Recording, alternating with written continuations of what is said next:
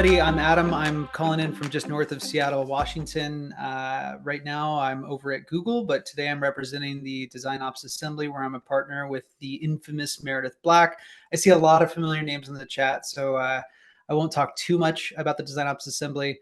But if you don't know what it is, if somebody could actually drop in the chat the website, it will make a lot more sense when we reference it a bunch on this call.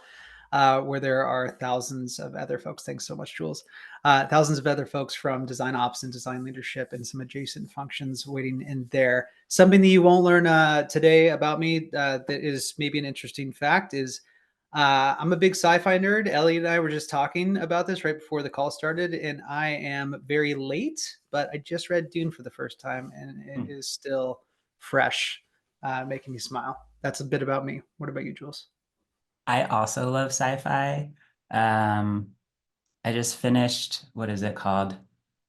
All Systems Red last evening on audiobook. Recommend it. Short read. Hey everyone, I'm Jules. I use they, them pronouns. I originally hail from Philly, so shout out to my Philly peeps. But I live in Denver, Colorado. I've been in user-centered design for over 16 years now, which feels kind of wild. Seeing a few of these up and down economic cycles in our field. I've been part of the DesignOps community for about 2 years now, joined the Slack community and was like, holy, these are my people. So y'all are my people, and was really happy to be able to join the survey and report core team last year. And with that, just want to give a quick shout out to everyone who was involved in this. It was a large lift, and we'll talk about that a little bit, but just want to give a shout out. I'm just going to go in alphabetical order on Slack. So we have Adrian Allnut, who was a big help with promotion and social media, marketing of the report, also informed some of the report direction. Alicia Arp was right side by side with me with the research, planning, analysis, and synthesis. Harley on data viz, Jonathan Coleman on all things content. Amazing job, Jonathan. Of course, we had Meredith on the team for guidance and support. We had Nate, who did a fantastic job with the report design and layout and typography, Salome, and then we had Z both contributing to content, and Z also was our project manager for the whole shebang. So shout out to everyone. Fantastic team. I'm looking forward to doing it again this year. So thank you everyone who helped us make this happen. All right, should we dive right in? Let's do it. To me. All right, Adam, this is your time. For those who aren't familiar with the DesignOps Assembly, to give your little spiel. Sure. Okay, cool. As far as DesignOps Assembly, if you don't know, we're going to call it DesignOps Assembly, or its acronym DOA. This was founded a few years ago by Elise and Meredith, who are the co-founders. It started off as a real small community. I think they were in a meeting room at one of the big tech companies there, right when design operations was starting to be called DesignOps. Just a few people got together and said, hey, what the heck is this field? Let's try and figure it out together. That started growing. More and more people would join these meetups.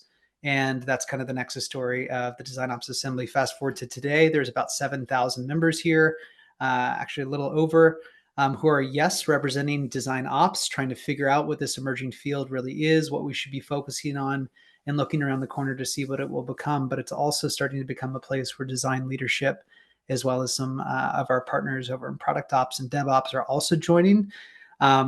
Design, all experiences are not built in a silo, as we all know. And so DesignOps Assembly is starting to become a place where we kind of figure out how to operationalize product experiences together. So it's a really exciting time. If you're not in there, here's what to expect. There's a big private Slack group, so you have to apply to join, and you can just do that right on the website that Jules dropped in the chat earlier. And then once you're inside, expect a lot of good Slack conversations, async.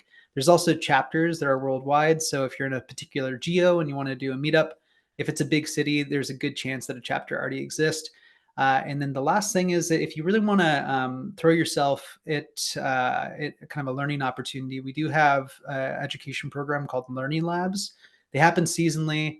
I won't talk about it too much here, but if you're interested in cohort-based learning groups, either if you're like brand new at this, you're an emerging leader, or if you're an established design ops leader, Those are the 3 tracks that we have. And occasionally there's a special track for like design systems or something else. So that's kind of everything about DOA at a high level. Occasionally we do invest in these kind of larger content projects. And that's going to be what we talk about here today is the the DesignOps Benchmarking Report. So that's the DOA. And I'll just vouch real briefly, the Learning Labs, about a year and a half ago, I was part of the fundamentals cohort. For anyone who's on my cohort, shout out to you. Yeah, fantastic content and leadership and guidance from Taylor Oliva. And I know the rest of the folks who teach Learning Labs are also super qualified and ready to coach and mentor and teach. So highly recommend it. Yeah, top tier mentors for sure. Jules, so I know you were the lead researcher on this benchmarking report. Can you share a bit more about it? Who did you survey? What were your goals, and what were some of the biggest themes that emerged? Yeah, I would love to. I'd also love to give Adam a chance to kind of set the stage. We had a pretty aspirational North Star goal. So Adam, do you want to touch on that? Sure. Yeah. So we were standing on the shoulders of some previous work that was out there. And we had this moment where we said, once a year we get together, we look at the industry and we try to make sense of kind of what the shape of this, what was previously a nascent field of design operations into, again, what's kind of becoming more of a permanent mainstay within design orgs of design ops. And we said, okay, let's go ahead and create a real, true de facto benchmarking report. What does that look like? What should the foundation be from year to year so that we can look at the same trends consistently and kind of get a better gauge of how the industry is maturing broadly? So the big North Star for this year was to create an informed industry benchmarking report that helps us understand not just what things look like, but to take us more to earth, where should everybody that's reading this thing really understand the right areas to invest further at an individual level? What do I need to learn for skills? Or at a team level, how should I be maybe guiding my team to take a certain shape? So we're really trying to surface some more kind of valuable and actionable insights in previous years. So it'll be up to the readers to tell us, how we did. But in any case, this year was like in many ways the first true benchmark. And so next year, because we have a great team that we were able to join us, Jules being the lead researcher, I think that this thing is just going to get better and better year over year.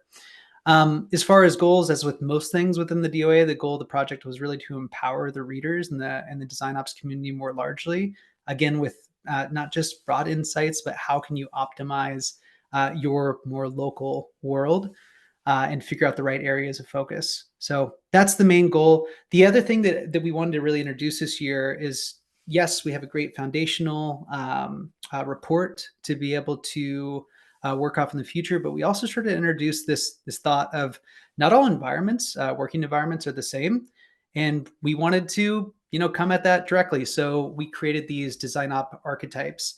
So if you're picking up the report for the first time, something that you're going to see is, I think it's on like page 9, the introduction of these archetypes that supports kind of the goal that I was talking about. How can you find focus? We acknowledge that not all working environments are the same. So you'll see something like what should an agency team look like, or a quick scale up team, or a gigantic corporate conglomerate. They're going to require different focuses for different ops teams. And we just wanted to make it super clear. So check that out. And also, careers change over time. I've been in a small environment and then a big environment. And so I personally have had to shift my mind. I think in the future, if a change is in front of me as well, these archetypes should kind of help me figure out how to find focus within the report. And I hope that you all have that same experience. So I'll pass it over to Jules. That's kind of the overview as to the report, what our goals were, and then the big introduction of the new archetypes. Thanks, Adam. So we had this North Star vision, and to achieve that and to achieve the year-over-year benchmarking, we sought to draw guidance directly from the design and design ops community. So all of you folks on this call, or a lot of you folks on this call, as well as others, and we asked design leaders and design operators, what signals would you want to track year over year? And as a result of that community research, we basically ended up overhauling the survey. So I'll share a few quick stats.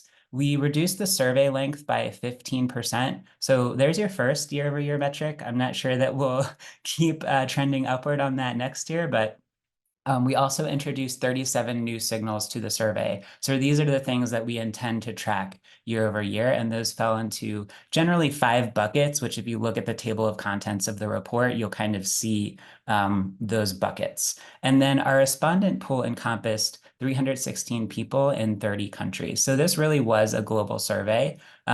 There's some disclaimers in the beginning and maybe end of the report in the research methodology section of we have primarily respondents from North America, Europe, but we did have respondents from basically, I think, every continent but Antarctica. So I think that's pretty good.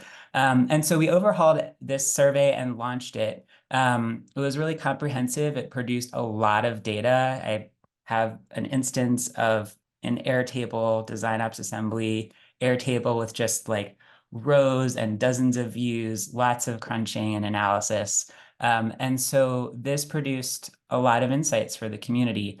For example, organizational factors that affect the DesignOps function, the programs that are most commonly run by DesignOps practitioners, and then key opportunities for DesignOps teams to increase their impact. We also provide a practical view into DesignOps responsibilities and toolkits. Beyond that, some of the most prominent themes were, not surprisingly, the economy and job market, which we'll touch on just in a little bit, design systems, project management, and artificial intelligence. Yeah, so that's the overview. And Elliot, I think I'm gonna... Yeah.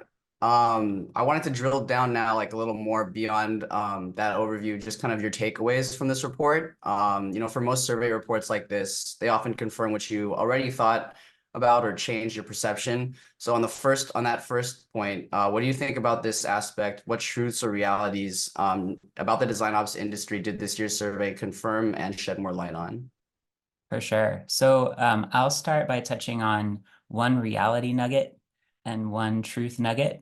So the reality nugget is the economy and job market. And we all know, many of us firsthand, myself included, this market is extremely challenging. That's an understatement for basically unexpectant job seekers, for those left picking up the pieces after layoffs, and for design operators.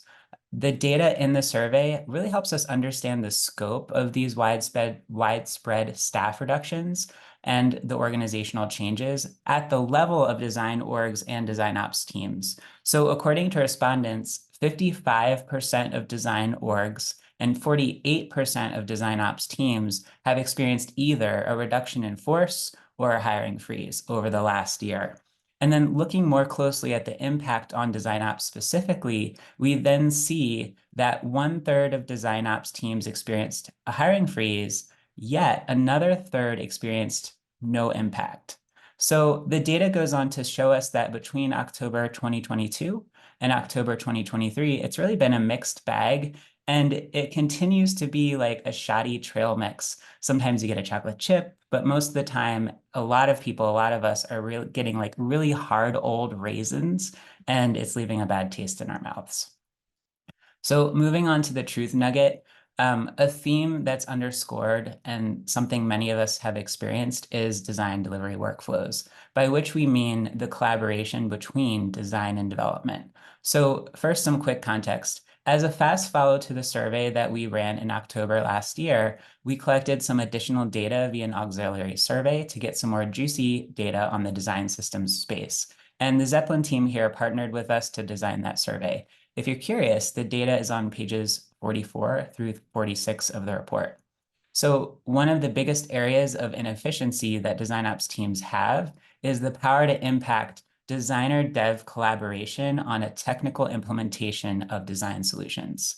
So 68% of DesignOps professionals estimate that their team wastes anywhere from 25 to 75% of their weekly time from design delivery inefficiencies. So that's over 2/3 of the respondents.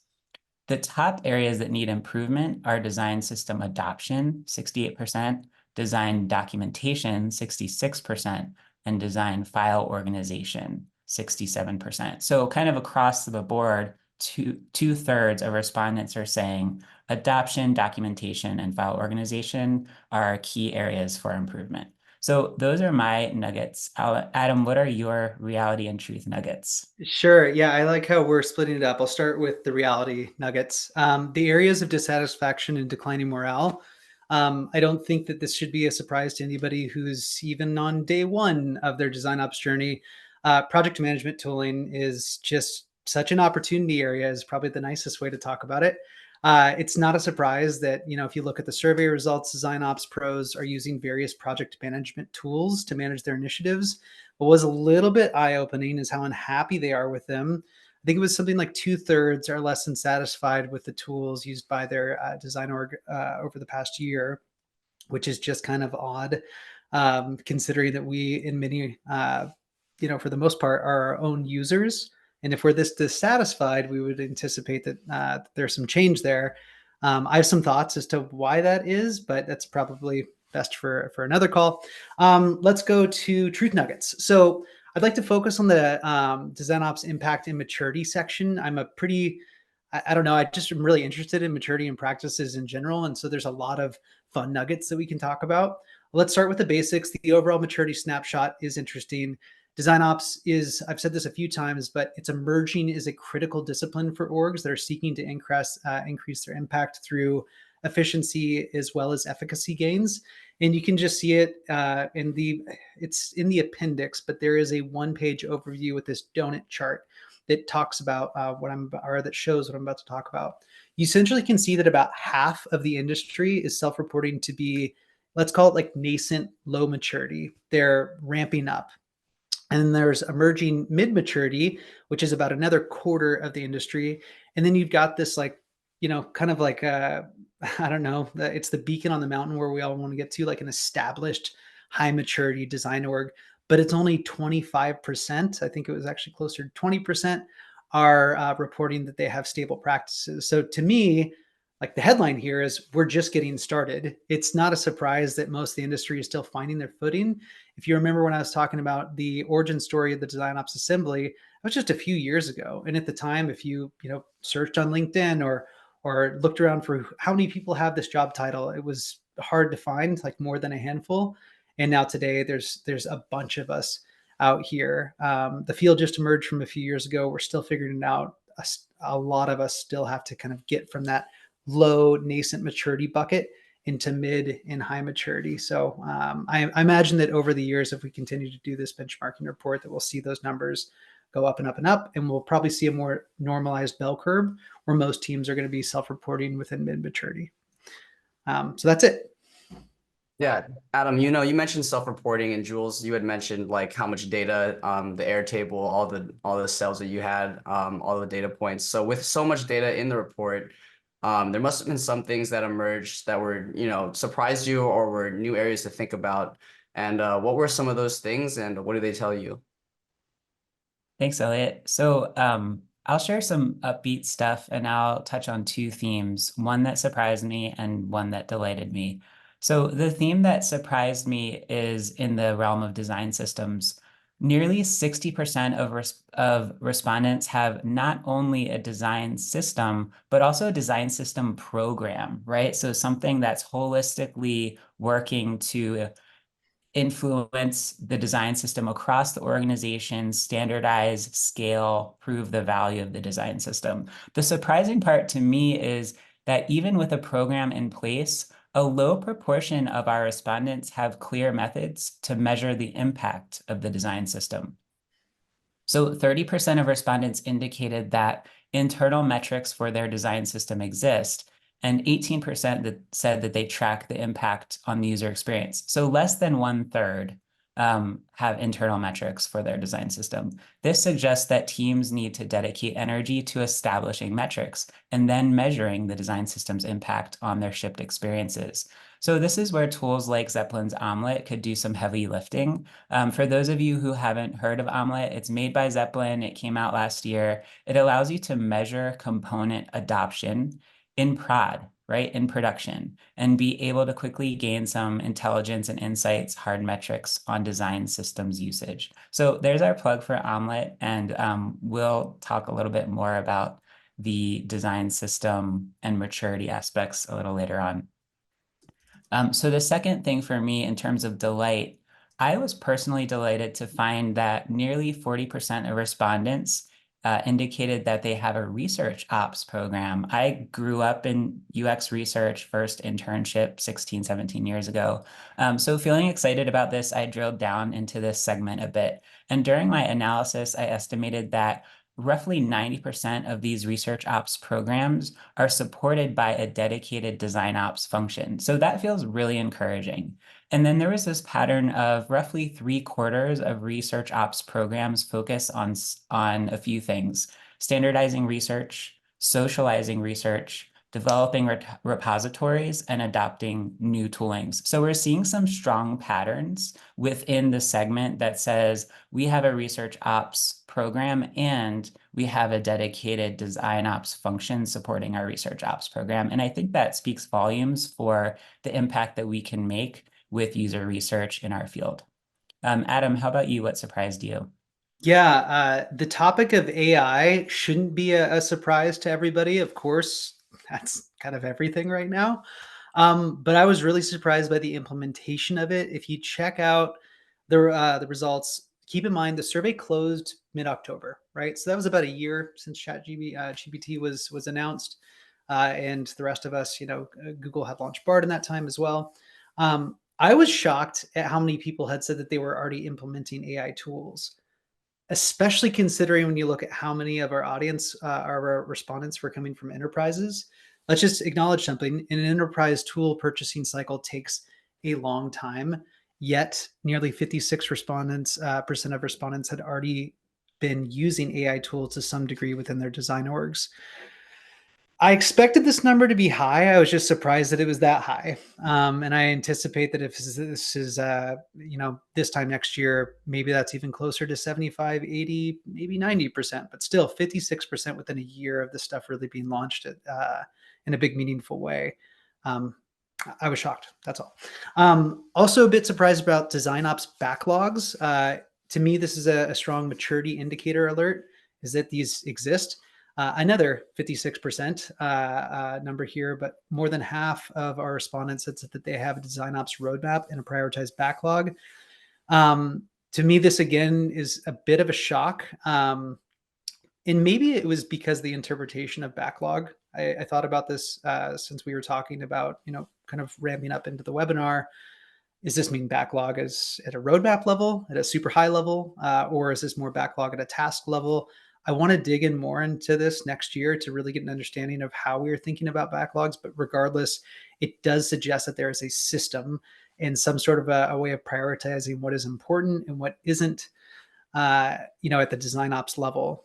So this to me is just a strong maturity indicator is all, which was a bit of a surprise considering the earlier stats around how few of teams had self-reported to be mid or high maturity. I love Yeah, that. I mean, oh, sorry, go ahead. I was just going to say, I love that. Yeah. For sure.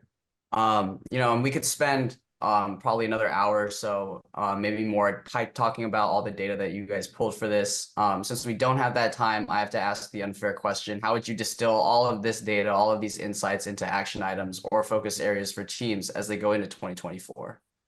For sure. And yeah, I mean, I could spend days talking about the data and the insights.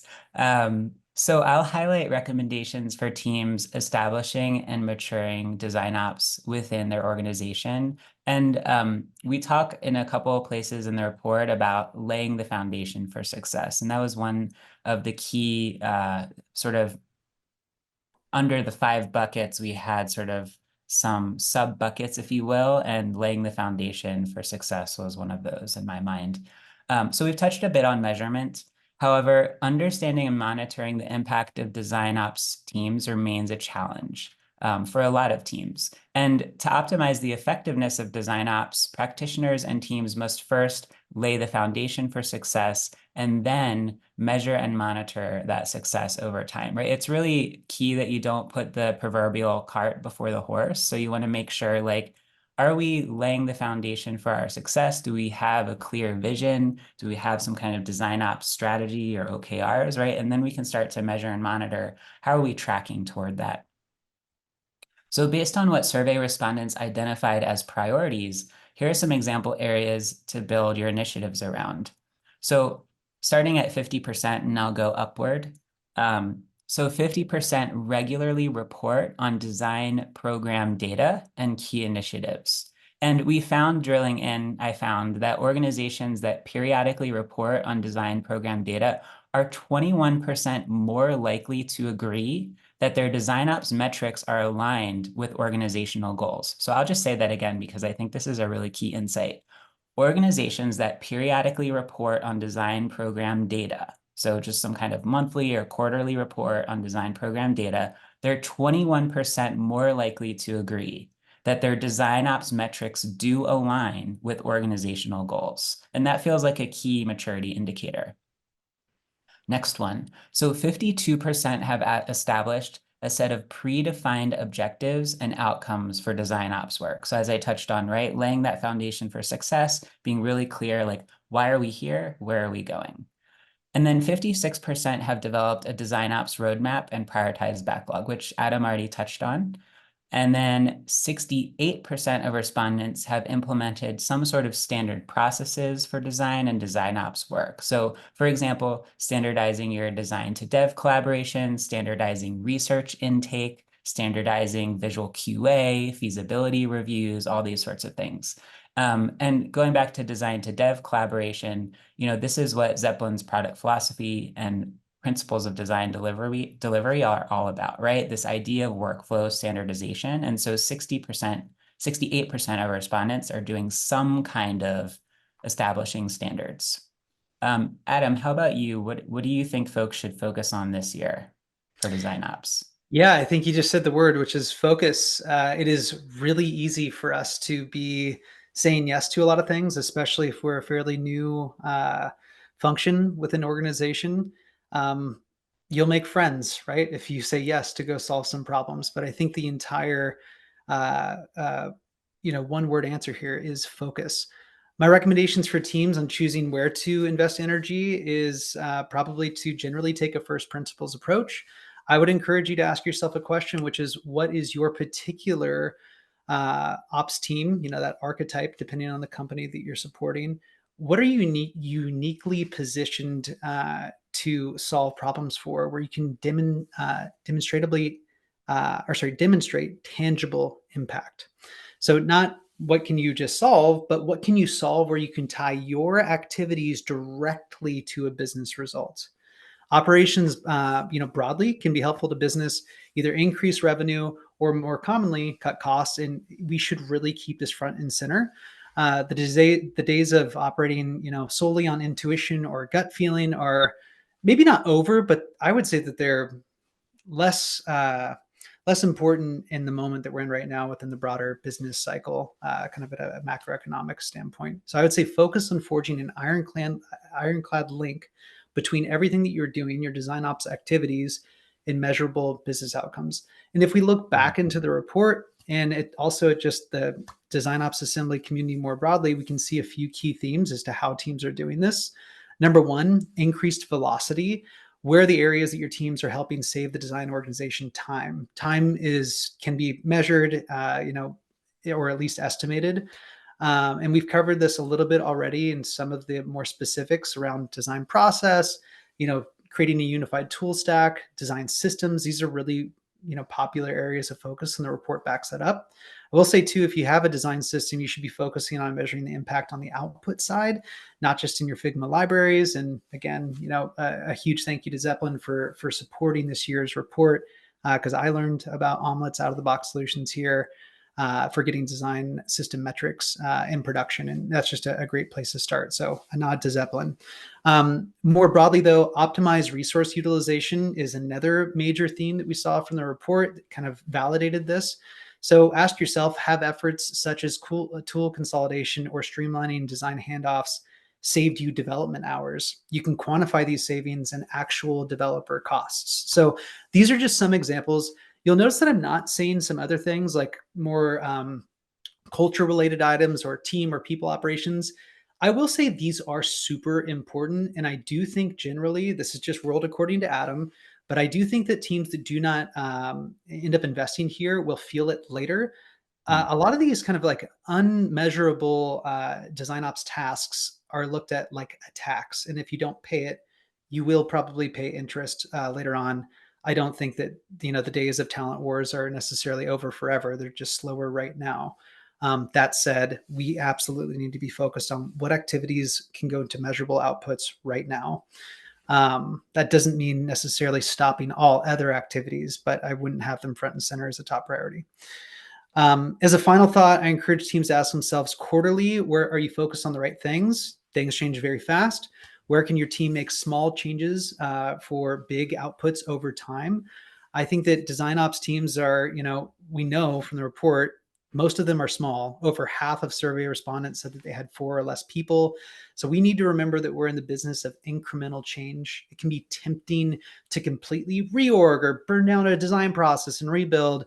But these smaller areas of focus can deliver outsized value. It just usually takes a lot of loops. And this type of thinking, I think, is not just right for design ops teams who are smaller. I think it's right for the business cycle moment that we're in, and probably for smaller teams in general. So that's it from me. I would say just really focus on making sure that you don't lose focus on how you can tie your activities into measurable outputs. And then the thing I didn't say, tell that story, evangelize those impacts. It's one thing to measure it, and it's another thing to actually tell the story. Richard Banfield's on the call, and something that he introduced me to a while ago was this idea of making art and pushing art.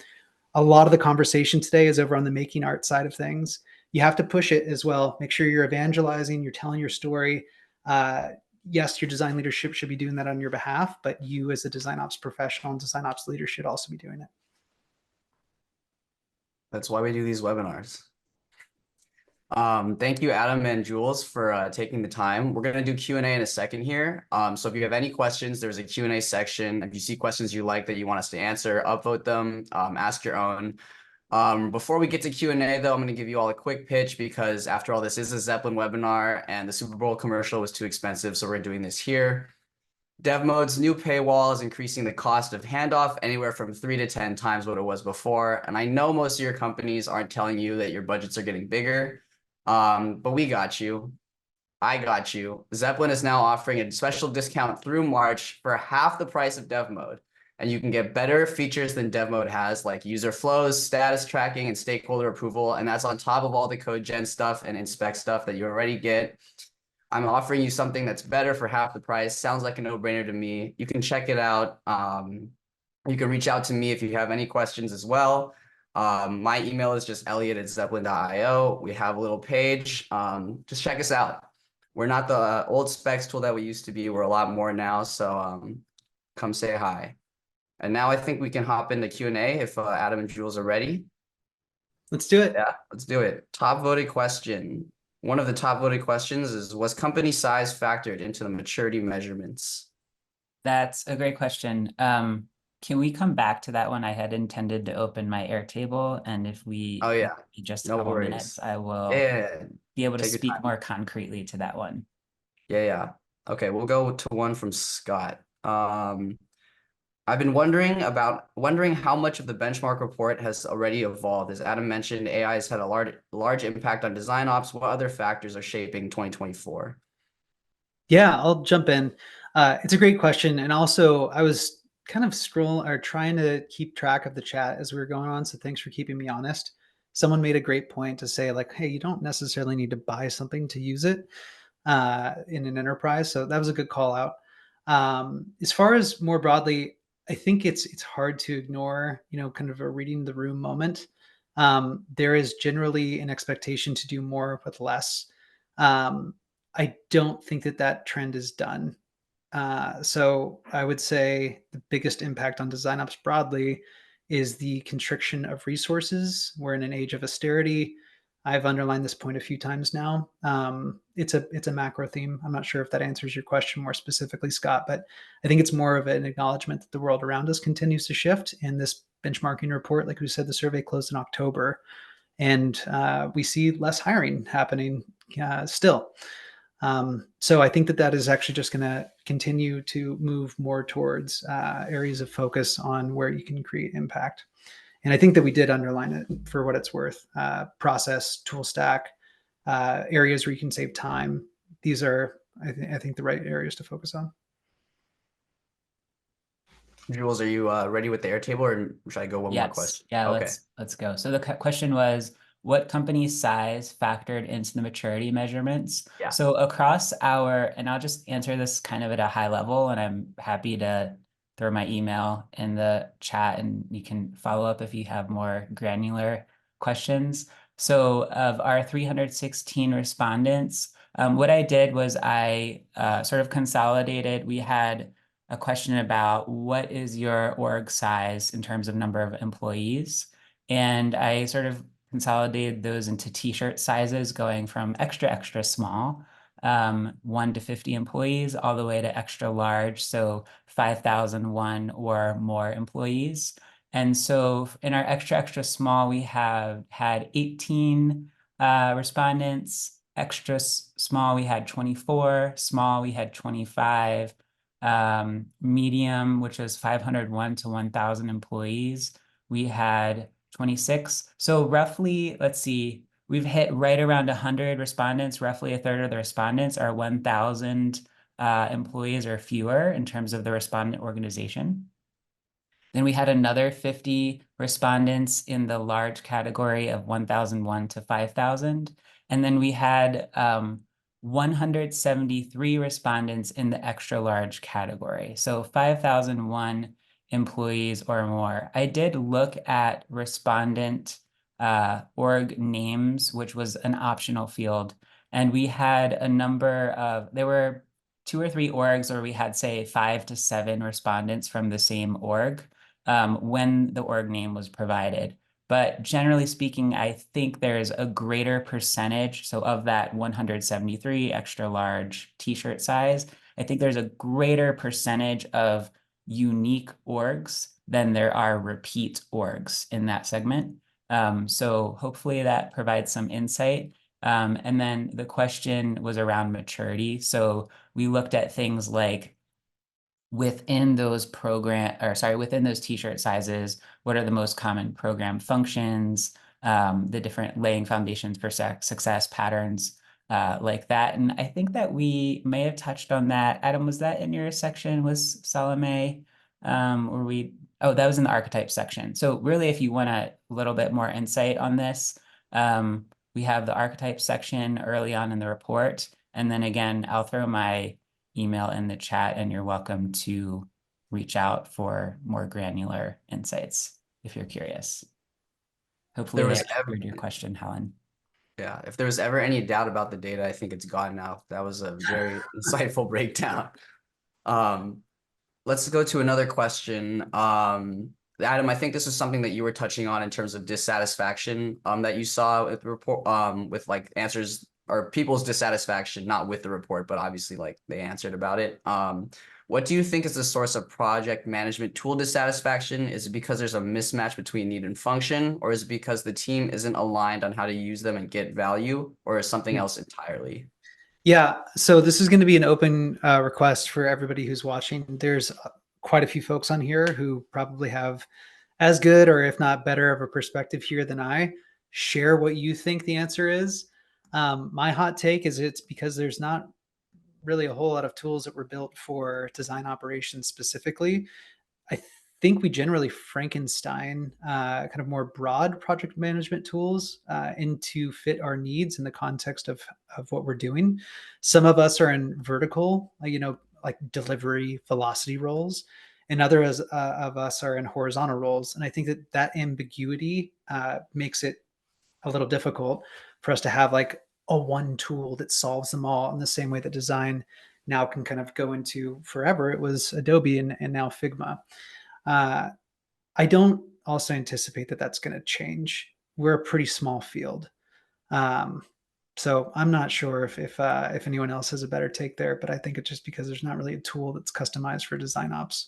I have a take. It's probably a spicy take, but it might be a common perspective. And I see Peter in the chat saying like cough cough Jira, which is related to my perspective. And we do touch on this. Let's see, I think this is the appendix. So page 56 of the report, we have a 2-page section called Project Management Pitfalls. And Alicia and I each took a pass at synthesizing more like the storytelling around this. In my personal experience working in software shops over the past, say, like 9 years, yeah, I think just not like I love Atlassian. I think they're doing an amazing job with their products and their like it's crisp UI. But tools like Jira and of course I'm drawing a blank now, the Microsoft one, right? Like all these tools that design teams have to sort of like fall in line with in order to be able to pick up work, track work, right? These are not design-oriented project management tools. These are very engineering-oriented, engineering-driven, delivery-driven project management tools. And a lot of shops I've worked at, pretty much, I'll just say all of them, right? They have a tool that engineers use to define work, track work, ship work, right? But not so many software shops that I've worked at, which is on the smaller side of the t-shirt segments, have these tools for the fuzzy front end of design, the first diamond in the double diamond model, right? And so as design ops practitioners, when we're needing to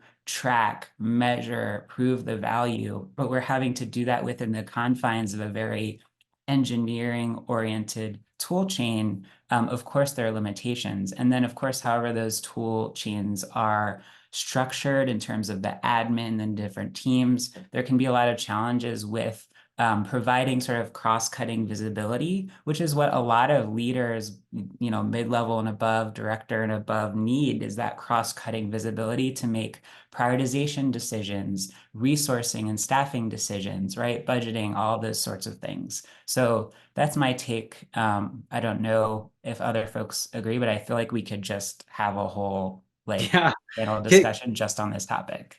I would love to, for anyone that doesn't have the chat open, to also look at what Salvatore had just said. Lack of integration is another issue. The last thought that I'd throw out there is like, there has been a tremendous amount of complexification across tooling, and I hope that we will enter a era of simplification. I have my doubts, but yeah, I'm hoping that, you know, this talk 2-3 years from now will look and feel a little bit different. We've been hunting for the DesignOps tool stack for a minute now, so it's got to be coming soon. Sure. All right, we'll do a few more questions. I've got another one here. There have been some major changes in the design industry since this report was released. Envision closure, announcement, Figma dev mode. Since the people in this room are close to tooling, what advice do you have for navigating these transitions? Jules, do you want to go?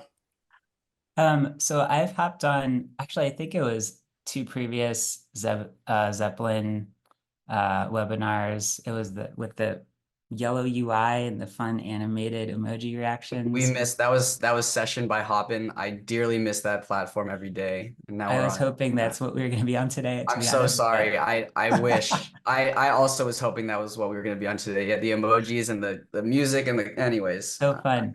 Anyway, so one was with a bunch of DesignOps practitioners. This topic came up, and then I think it came up again with the session with Dan Mall and Nathan Shedroff and the other experienced dev that was on that. Anyway, so you know, I personally don't have a strong like opinion on this, but what the other folks were saying seemed to make sense, which was be judicious about the seats. Like if you're in Figma and you've been, you know, really just like, yeah, dev mode is really making our lives easier. It's helping us with velocity. It's helping us with efficacy. But maybe not every dev on every squad needs a dev mode seat. And so being judicious, seeing like, does the old way of sharing still meet your use cases, still enable you to do your job? If not, then let's chat, but sort of going to that, like, holding the keys closely. And then, I think it's probably one of those things where just like frequent and open communication about this, because no matter which way you go, it's gonna be ruffling some feathers, stepping on some people's toes, right? So just like that open, frequent, honest communication about like, hey, this is the change we all know has come, and so here's how we're approaching it, and like here's a suggestions box, or however you're approaching feedback to your design ops and tool chain decisions, is probably how I would approach it as well. Adam, anything that you would want to add to that? Yeah, design tools are like religion, so please don't do this in a vacuum. Best to bring in committee, look at the general use cases for which type of designers are using which types of tools, and I would bring in both a total evangelist, like who is going to be the ultimate detractor of if you sunset a particular thing, bring them into a committee, and also bring in a bit more of like a neutral cross-functional partner. And then also make sure that procurement is there. I would just say, like, do not do this in a silo. The potential unintended consequences are too great if you really upset your people. And again, like, we're at a moment of the business cycle where employee satisfaction isn't necessarily the most important thing to businesses, but that cycle will change, and you could potentially be facing major attrition risks if, let's say, in a world where suddenly your entire company is going to no longer purchase MacBooks because they're expensive, you might find yourself with a lot of designers leaving. I know that that's a different category than the software tools that we're talking about, but I've heard that that has come up elsewhere, which is a surprise. So I would say just do not do this in a vacuum. That's all. Gotcha. All right. I think we'll do one more question. That sound good? Everybody can stick around for one more. Okay. This is, I think, a pretty simple one. It's just the next most upvoted. Kind of talking about, the design ops relationship with design systems. Do you know if the design systems are owned by design ops or another area? I can take this, and I can probably also quickly answer Silka's question. So in terms of design systems being owned by design ops or another area, while we didn't specifically drill into this in the survey design and questions, it did come up in a couple different like write-in for a couple different questions in write-in responses. And I can't remember if I arrived at a rough percentage, but there were a number of responses where respondents said, we have a design system. It is not supported. Sorry, I want to be careful how I phrase this. And this is, I think this is more articulately mentioned in the report. But essentially, there are design teams, there are orgs that have design systems, that have design system programs, and they have a dedicated design systems team or squad, right? Some kind of group of folks who are dedicated to design system. And that came up a number of times. I want to say roughly, don't quote me on this, but maybe around 10% seemed of a segment of the data where they said, we are doing design ops, we have design systems over here, there's someone else responsible for this. And either we're not really that involved, we're focusing on other things, or we're partnering with the design systems team to, help them accomplish what they're trying to accomplish. And then I'll briefly just touch on, I think Silka's question is important. Is the report a state of design ops, or are you offering design ops teams to benchmark themselves? I think this is an awesome question. Adam, we haven't talked a lot about this going forward, but I think that it could be interesting going forward to find ways to help teams benchmark themselves, or kind of what are the emerging patterns and standards within teams, maybe within different design ops archetypes, to do benchmarking. We're not there yet. So right now we're sort of more in the realm of the state of design ops report. But yeah, what's your thought? Yes, I would love it if we could figure out a way to make this much more at a team level. This has been incredibly valuable. Don't get me wrong. And I do think that we've set a good tone for the future.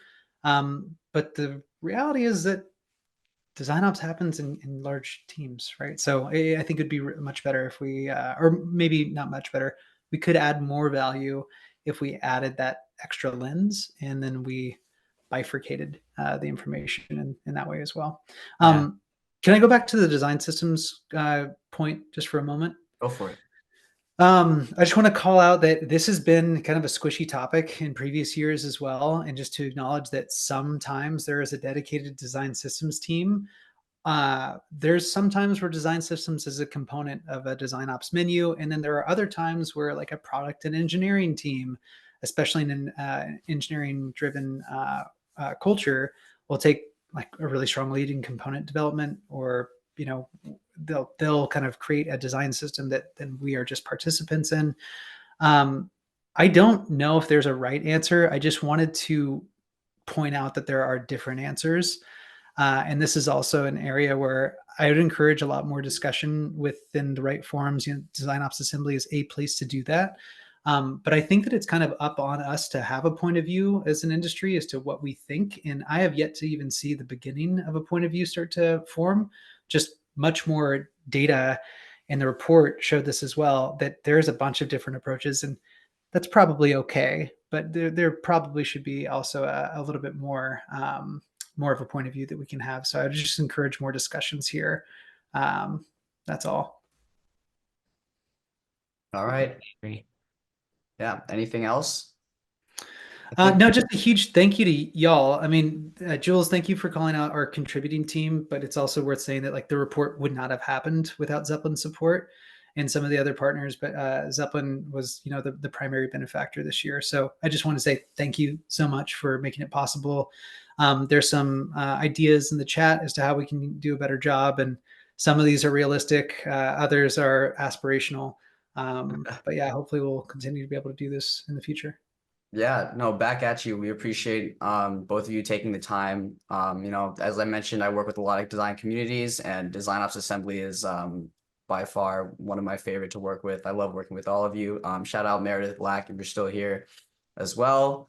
Thank you everyone for taking the time to be here with us today. Again, this recording will be emailed to everyone that was here. So don't worry. I will take the questions that weren't answered and any maybe thoughts in the chat. I'll send them over to Adam and Jules, and we can even get like a little follow-up back to you at some point. So thank you again. I wish I had the closeout music and like cool background and all that stuff, but I don't. So yeah, I'm just gonna say goodbye. Everyone have a good rest of your week.